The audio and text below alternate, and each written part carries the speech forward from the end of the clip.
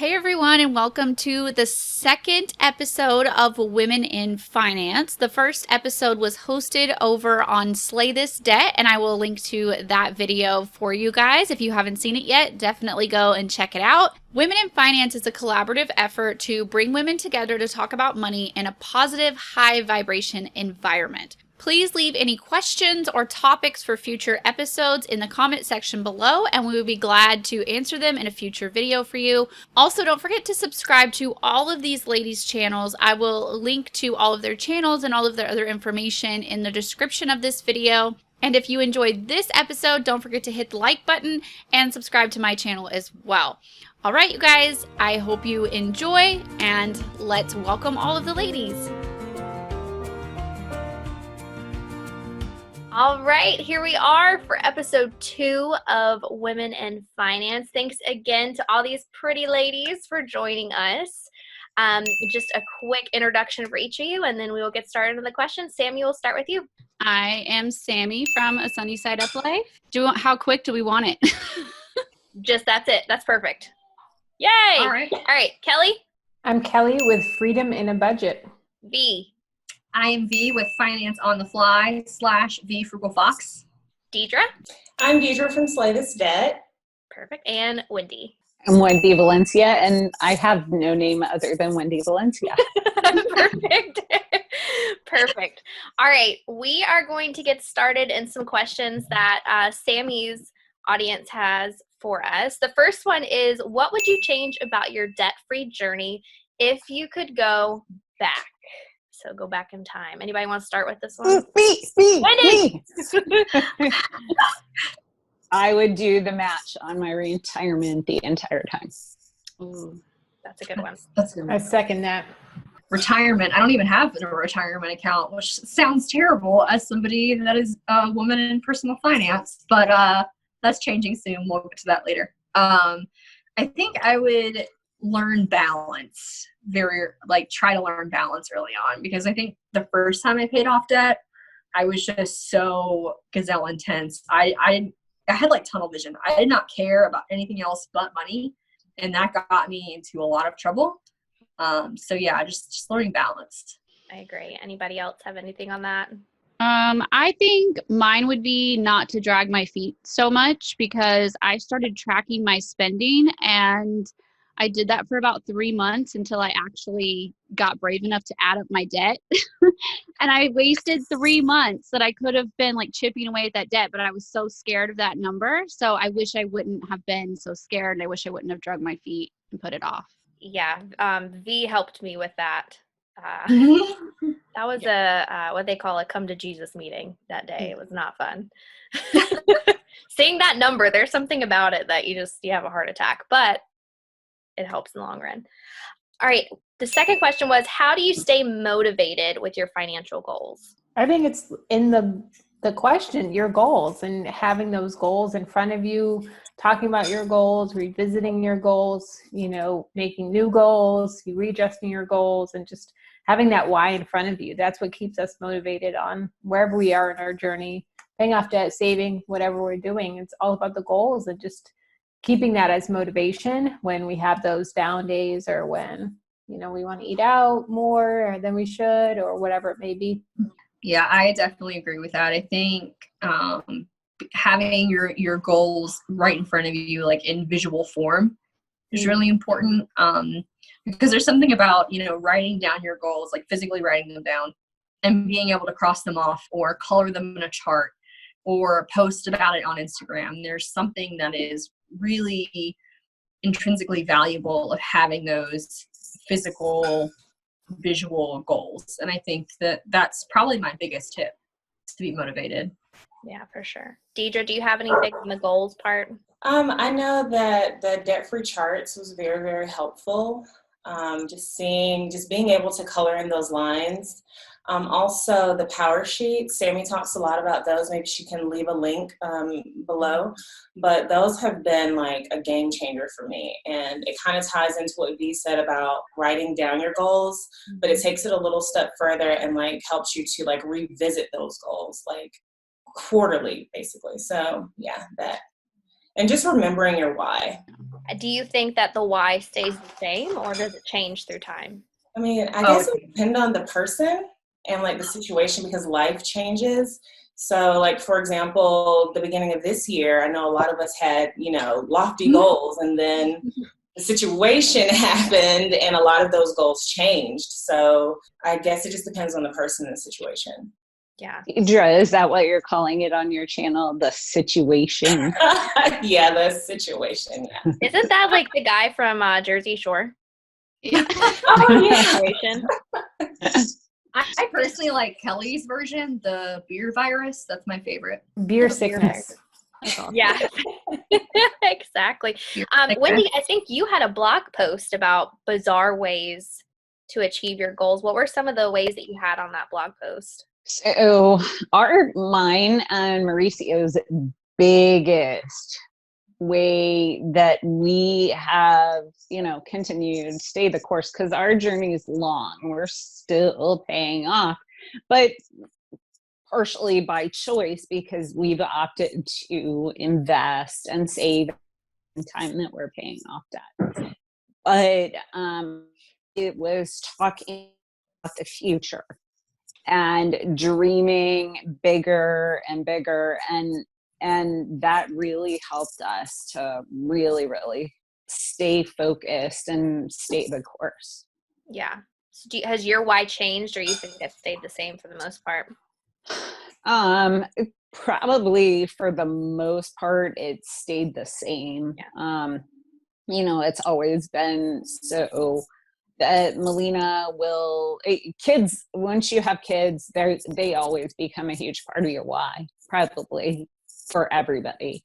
Right. But yeah, for the most part, our why for now has stayed the same, but I can totally see it change with different life circumstances. Right. That kind of lends me to the next question. So for this one, they said, how do you help your kids build their credit score?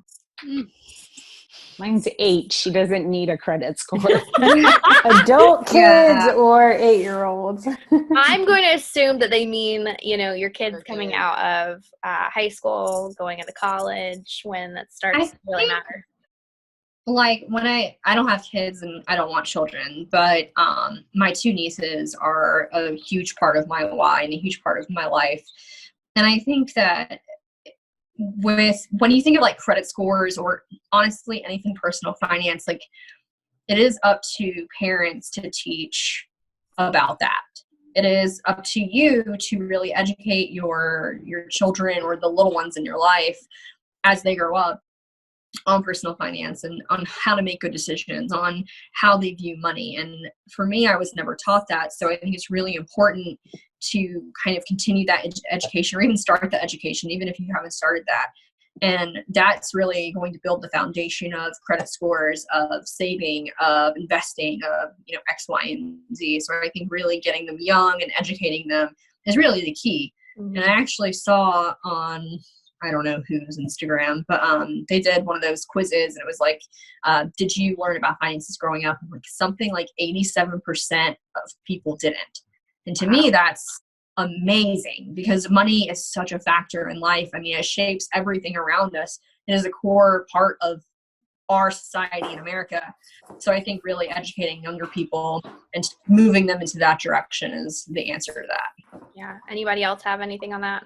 Deedra? Yeah, I'll just say that I definitely agree that learning the foundations is key. I personally, I just started back using credit cards, and my daughter is actually an authorized user on each one of my credit cards. So I was told that it would help her credit score because she would take on our credit history, which is impeccable.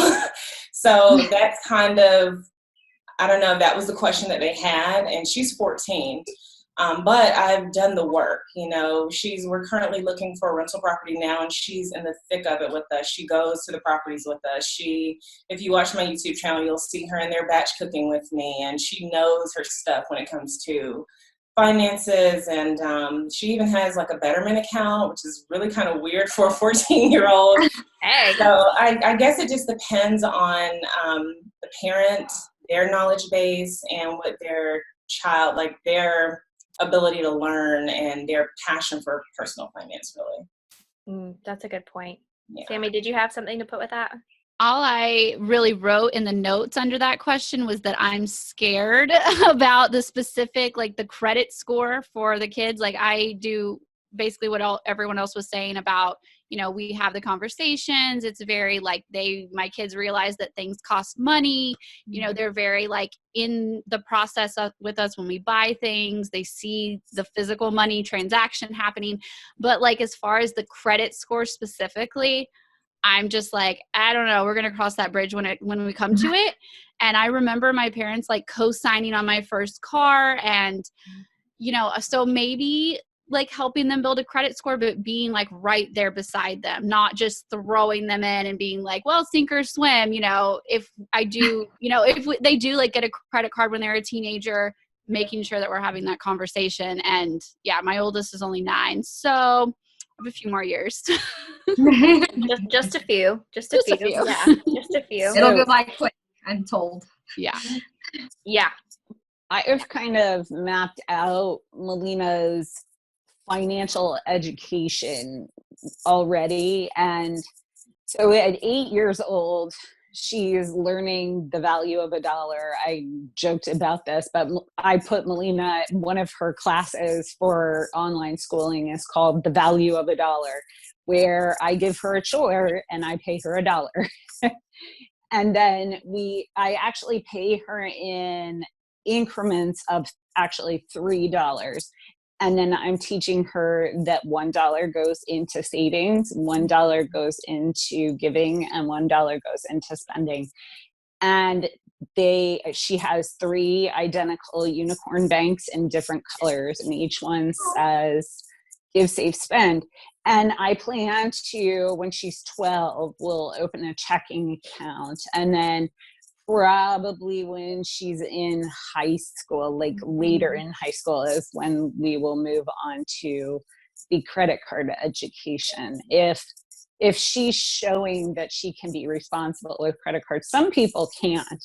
I mean, some people are super impulsive shoppers, and if you have that tendency about you, then credit cards can be disastrous. So it totally depends on the kids specifically how to edge them into getting a good credit score.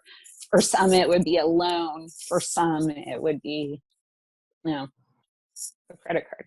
I like the idea of it depends on the kid.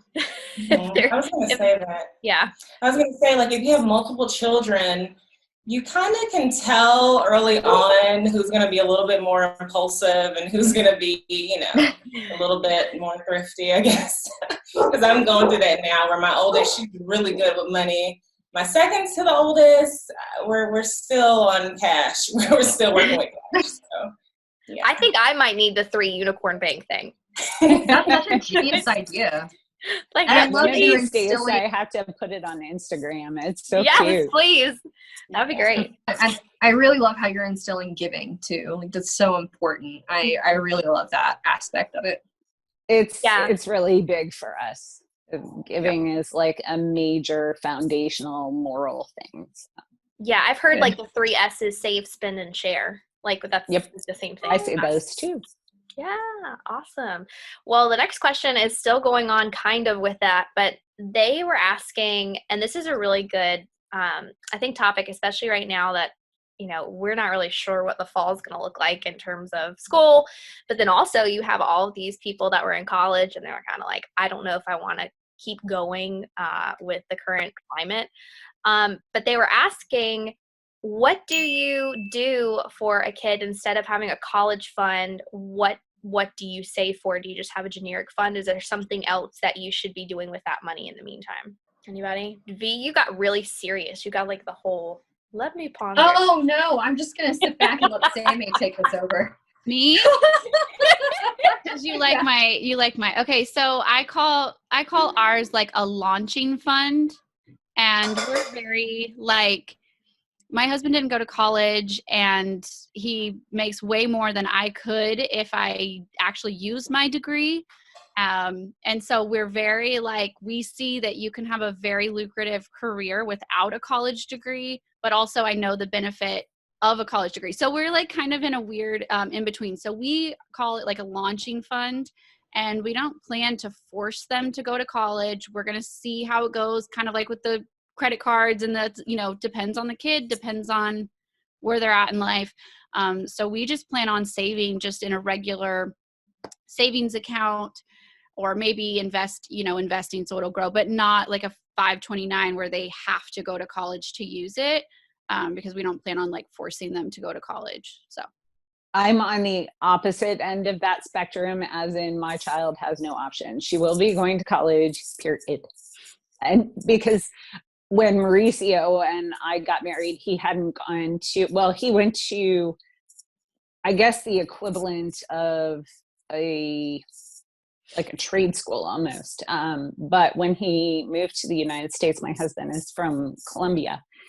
I made him go to college because I was like, you're not going to be able to compete in the job market without a degree, which is true and isn't true. But with his background, it was an absolute necessity.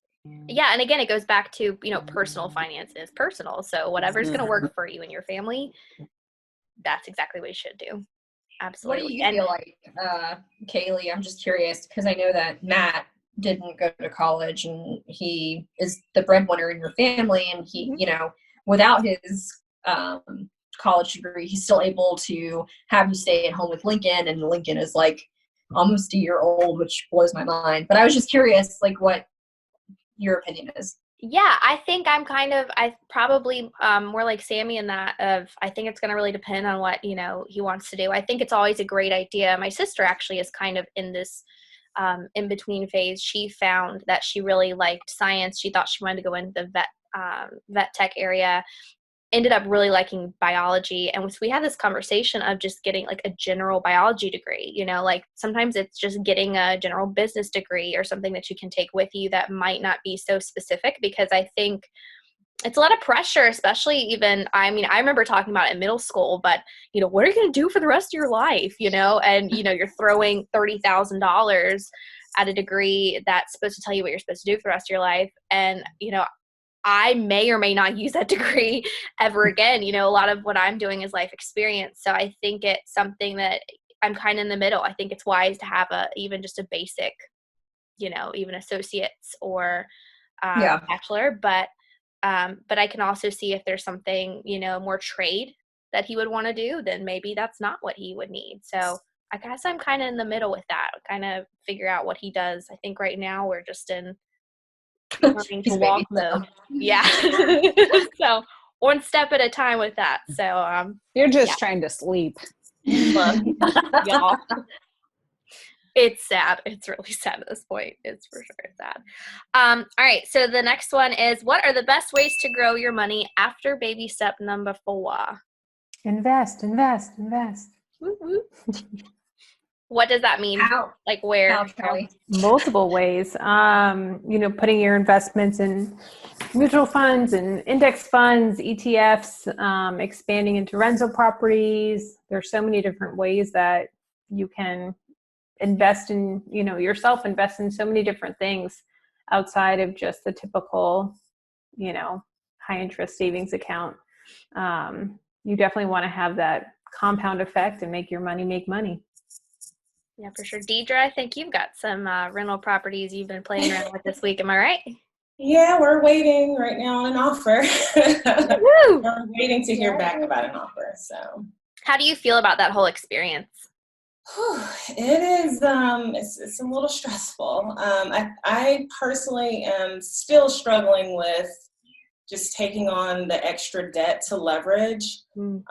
Something about baby step 2. I don't know. I might need some therapy or something. But you got some debt payoff PTSD. Yeah, exactly. Because just even though it's not a lot of money. I mean, it is a lot of money, but not compared to other things. It's just stressful. It's just stressful. So, but it's exciting. So Yes, at the same time. It's kind of like my grandparents, actually. They're both, hitting their late 70s. And believe it or not, my grandfather has not retired. He can. They have plenty of property, but he just doesn't. So they're trying to figure out if they're going to buy a rental property to have income. He hasn't used his VA loan ever. So they were like, hey, we can use that. We can have some income. But it is, like you said, I mean, it's a risk too. I mean, of who goes into it, and yeah, absolutely. Anybody else have any other ways they invest? I don't wait to baby step 4 to invest. I'm in baby step 2 and I'm investing now. So That's a good point. So that's a great segue into what I was going to say is I've paused baby step 2 because of the current situation, and I should be able to have my fully funded emergency fund by the end of this month, which I thought it was going to be July, but we haven't spent any money on my accounts since this whole shenanigan started. So I'm just going to dump all of that into my high yield savings account with Ally, and I'll be able to have my fully funded emergency fund. But working with Kelly, I have really kind of, I guess, redirected myself, because now I'm like, okay, I'm still paying off debt, but I've been paying off debt for so freaking long, and I'm over it. Like, I'm gonna have a car loan, and it's not like I'm not putting extra money on it, because that's not the case, but it's my only loan and it's under 5%. So I'm going to start investing and start building up my retirement, and I'm going to do it through M1, and really like working through Kelly's brand. It's just really like opened up my eyes. So like, thank you, Kelly, for that, because it's really like educated me on the importance of doing things simultaneously. And it's not like I would recommend this to everybody, especially if you're like just getting into like Dave Ramsey, like, do your thing for a while. But I've been doing this for like 6 years, so I'm ready to invest, and I'm like super, super pumped. So yay. I went kind of through this, not with investing, but when I was paying off debt, I was also saving cash for my wedding, because I wanted to cash flow my wedding. So what I was doing is putting half towards savings, half towards paying off debt. And, I don't think that it needs to be 100%, all the time, especially if you're in it for the long haul. Like, think about the amount of time that you're missing out on your investments in the market. Like, I wish I started even sooner than when I did. And you're really, missing out, especially if you have 401k match and, easy free money like that. Get on that. Like, whew. Mm-hmm. Yeah, that's really, like, you opened up my eyes. So I'm glad I'm going to take the plunge next month. So. Especially with the market down now. Whew, now's the time. I'm going to buy it up. That's so exciting. All right. So one of our last questions is from Miss V. And she said, what is your financial dream or bucket list item?